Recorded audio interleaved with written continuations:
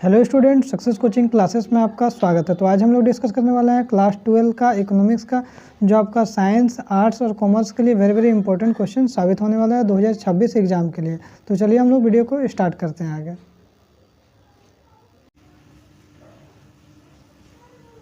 देखिए, इसमें पहला क्वेश्चन हमारा क्या है, स्थानापन्न वस्तु और पूरक वस्तु में अंतर बताइए। देखिए, सबसे पहले हमारा क्या हो जाएगा, इसमें सबसे पहले स्थानापन्न वस्तु हम लोग देखते हैं। देखिए, स्थानापन्न वस्तु क्या हो जाएगा, या इसको हम लोग प्रतिस्थापक वस्तु भी बोल सकते हैं। प्रतिस्थापक वस्तु का प्रयोग अलग अलग या एक दूसरे के स्थान पर किया जा सकता है। जैसे चाय के बदले हम लोग क्या कॉफ़ी का यूज कर सकते हैं, कॉफ़ी के बदले हम लोग चाय का यूज कर सकते हैं। तो ये हमारा क्या हो जाएगा, प्रतिस्थापन वस्तु हो जाएगा। लेकिन हमारा देखिए, पूरक वस्तु बोलिएगा या तो हम लोग इसको प्रतिपूरक बोलेंगे, ठीक है, या तो पूरक या तो प्रतिपूरक। तो पूरक वस्तुओं का प्रयोग एक दूसरे के साथ किया जाता है। इसमें क्या बोल रहा है, एक वस्तु के बदले दूसरे वस्तु का प्रयोग कर सकते हैं, जैसे चाय और कॉफ़ी, है ना, तो हमारा स्थानापन्न वस्तु हो जाएगा। लेकिन पूरक वस्तु क्या बोल रहा है, तो पूरक वस्तु का प्रयोग एक दूसरे के साथ किया जाता है। जैसे मान लीजिए हमारा चाय और चीनी, है ना, चाय बनाइएगा तो चीनी का यूज करिएगा। दूसरा एग्जाम्पल हम लोग दे सकते हैं कार और पेट्रोल। अगर हम लोग कार लेंगे तो हम लोग को पेट्रोल लेना होगा, अगर हम लोग पेट्रोल है तो हमारे पास कार भी है, मतलब दोनों क्या हो गया, हमारा पूरक वस्तु हो गया। और स्थानापन्न वस्तु हो गया चाय और कॉफ़ी। तो पहला अंतर समझ में आ गया। और दूसरा अंतर देखिए, बोल रहा है दूसरा अंतर, एक वस्तु के दाम में अगर वृद्धि होता है, मान लिया अगर चाय की कीमत बढ़ गया तो दूसरी वस्तु की मांग में भी वृद्धि होगा। चाय की कीमत अगर बढ़ेगा तो कॉफ़ी का मांग में भी वृद्धि होगा, ठीक है। तो कॉफ़ी के दाम में वृद्धि होने पर चाय की मांग में भी वृद्धि होगा, ठीक है। और इसमें देखिए, इसमें बोल रहा है एक वस्तु के दाम में वृद्धि होने पर दूसरी वस्तु की मांग में कमी होती है। जैसे मान लीजिए हमारा कार का दाम बढ़ गया तो क्या हो जाएगा, ऑटोमेटिक पेट्रोल कम बिकेगा, तो पेट्रोल का दाम गिर जाएगा। या फिर पेट्रोल का दाम बहुत अचानक कम हो गया तो क्या हो जाएगा, कार का मांग बहुत ज़्यादा बढ़ जाएगा। तो ये हमारा क्या हो जाएगा, बोल रहा है एक वस्तु में अगर दाम में वृद्धि होगा तो दूसरे वस्तु के मांग में कमी हो जाएगा। जैसे चाय के दाम बढ़ने पर चीनी के मांग में कमी हो जाएगा। आगे देखते हैं हम लोग दूसरा क्वेश्चन। देखिए, दूसरा क्वेश्चन, ये भी क्वेश्चन हमारा बहुत ज़्यादा इंपॉर्टेंट क्वेश्चन है। मांग के नियम के अपवाद, समझे। अब देखिए क्या बोल रहा है, मांग के नियम जीवन के आवश्यक वस्तु, मान लीजिए जीवन का आवश्यक वस्तु जैसे चावल, गेहूँ, नमक आदि पर लागू नहीं होता है। ध्यान रखिएगा, मांग के नियम को जो बात बोल रहा है कि जीवन का आवश्यक वस्तु जो हमारा चावल, गेहूँ, नमक है, ये सब जो डेली लाइफ वाला चीज़ है उस पर मांग के नियम लागू नहीं होता है। इन वस्तुओं के मूल्य बढ़ने पर भी इसका मांग में कोई भी कमी नहीं आता। देखते हैं, अगर इसका कीमत बढ़ भी जाएगा तो इसका हम लोग कमी नहीं करेंगे, हम लोग को खरीदना ही पड़ेगा। और मूल्य घटने पर भी इसका मांग में घटा नहीं सकते हैं ना। क्या बोल रहा है, मूल्य घटने पर भी मांग नहीं बढ़ता है। मूल्य अगर घट भी गया तो मांग नहीं बढ़ेगा, ठीक है। यही कारण है कि ये जीवन के लिए अनिवार्य वस्तुएं हैं और इसके बिना काम नहीं चल सकता। मांग के नियम उस समय लागू होता है या उस समय लागू होगा जब उपभोक्ताओं की भविष्य में कीमत बढ़ने या घटने की आशंका हो। ऐसा लग रहा है कि भविष्य में कीमत बढ़ेगा या भविष्य में कीमत घटेगा। तो देखिए, उसका दूसरा पॉइंट यहाँ क्या बोल रहा है, मांग के नियम, ये तो हो गया हमारा तीसरा पॉइंट। देखिए, मांग का नियम गिफिन वस्तु या घटिया वस्तुओं पर लागू नहीं होता। ध्यान रखिएगा, मांग का जो नियम है वो गिफिन वस्तु या घटिया वस्तु पर लागू नहीं होता। जैसे हमारे चावल हो गया, सस्ता चावल हो गया, गेहूँ होता है सस्ता चावल, नमक या आलू और रोटी आदि की कीमत बढ़ने पर भी स्थिर रहती है या थोड़ा बहुत बढ़ जाएगा। उसके बाद क्या बोल रहा है, मांग का नियम दिखावे या प्रतिष्ठा वाली वस्तुओं पर कोई भी लागू नहीं होता। ये बात को ध्यान रखिएगा। उसके बाद देखिए, हमारा पूर्ति के लोच से क्या अभिप्राय है। तो ये भी क्वेश्चन आपका एग्जाम के लिए इंपॉर्टेंट रहेगा। ये कीमत में परिवर्तन के प्रति, मान लीजिए अगर कोई चीज़ कीमत में परिवर्तन हो रहा है तो कीमत में परिवर्तन के प्रति आपूर्ति की संवेदनशीलता की आपूर्ति की लोच, आपूर्ति की कीमत लोच के नाम से भी हम लोग जाना जाता है। ध्यान रखिएगा, जो आपूर्ति की कीमत लोच के नाम से भी इसको हम लोग जानते हैं। अर्थात कीमत में परिवर्तन से, मान लीजिए अगर कोई कीमत में चेंज हो रहा है तो कीमत में परिवर्तन से पूर्ति में जिस दर से परिवर्तन होता है उसी को हम लोग क्या बोलते हैं, पूर्ति का कीमत लोच बोलेंगे, ठीक है। समझ में आ गया। कीमत में परिवर्तन जिस तरीका से हो रहा है उसके अनुसार पूर्ति में किस दर से परिवर्तन होता है उसी को हम लोग क्या बोलते हैं, पूर्ति की कीमत लोच। जिसका एक फार्मूला है, कौन सा फार्मूला लगाइएगा, तो ये फार्मूला लगाइएगा, पूर्ति की कीमत लोच, ये हम लोग इसको आपूर्ति की कीमत लोच बोलेंगे। आपूर्ति में प्रतिशत परिवर्तन डिवाइड बाई कीमत में प्रतिशत परिवर्तन, ठीक है।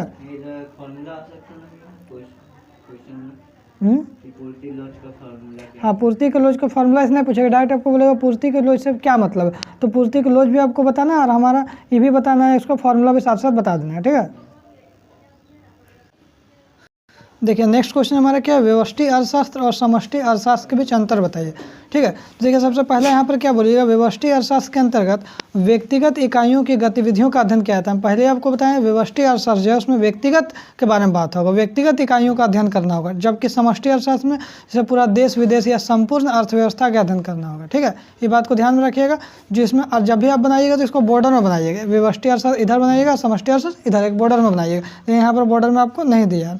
उसके बाद देखिए दूसरा अंतर क्या बोलिएगा, जो व्यष्टि अर्थशास्त्र में कीमत और उसके निर्धारण और उसके प्रभावों का अध्ययन किया जाता है। किसका अध्ययन किया जाता है, कीमत का करेंगे, और उसका जो कीमत से निर्धारण होता है उसके प्रभाव क्या क्या उसका अध्ययन करेंगे। जबकि समष्टि अर्थशास्त्र में हम लोग क्या करेंगे, राष्ट्रीय आय हो गया, हमारा रोजगार हो गया और आय का अध्ययन करते हैं। समझ में आ गया, ये दोनों पॉइंट आपको ध्यान में रखना है, याद रखना।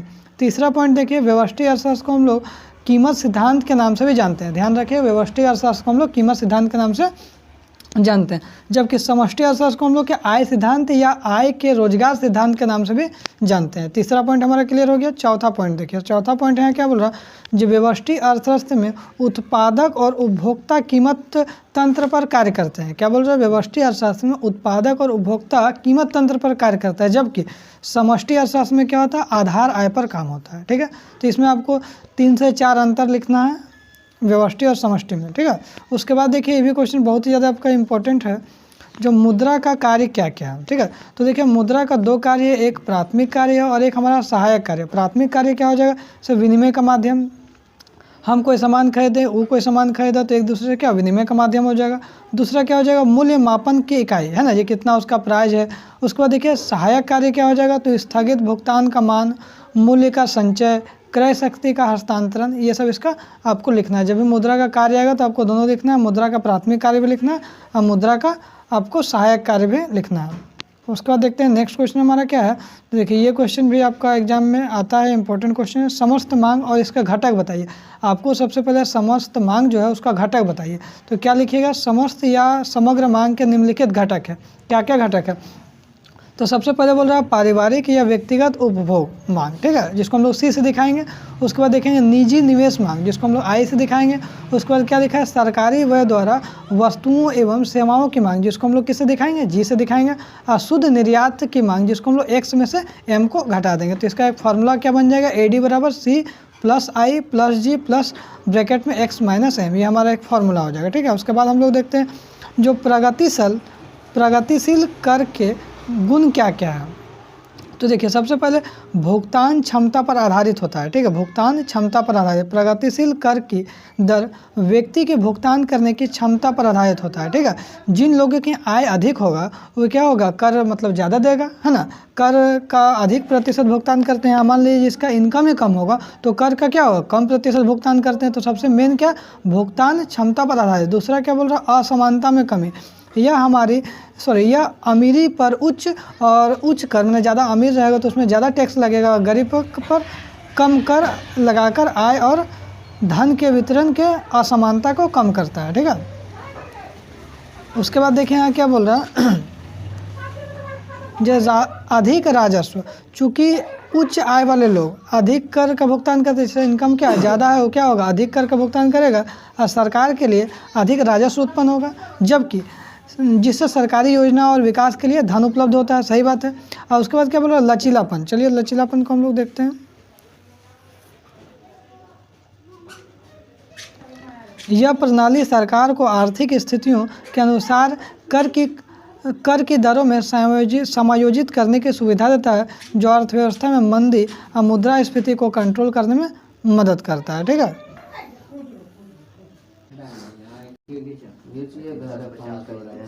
पैसा रख लें, सरफ नहीं लागे। देखिए यहाँ पर क्या बोल रहा है, विदेशी विनिमय दर से आपका क्या मतलब है। ठीक है, तो बोल रहा है विदेशी विनिमय जो दर है दो देश की मुद्रा की इकाइयों के मौद्रिक मूल्यों का अनुपात से है। दो देशों के मध्य आयात और निर्यात के इसी दर को हम लोग मूल्यांकन किया जाता है। विनिमय दर वह दर है जो जिस पर किसी देश की मुद्रा की एक इकाई दूसरे देश की मुद्रा की इकाइयों के विनिमय किया जाता है। उदाहरण के लिए जैसे मान लीजिए हम लोग का क्या बोल रहा है, उदाहरण के लिए एक अमेरिकन डॉलर कितने बराबर है, 88 रुपया भारतीय रुपया के बराबर है। तो भारत और अमेरिका के बीच डॉलर और अमेरिका के और भारत के बीच में डॉलर का अनुपात कितना हो जाएगा, 1:88 हो जाएगा। ठीक है, तो बस यही बोल रहा है कि विदेशी विनिमय दर बोल रहा है।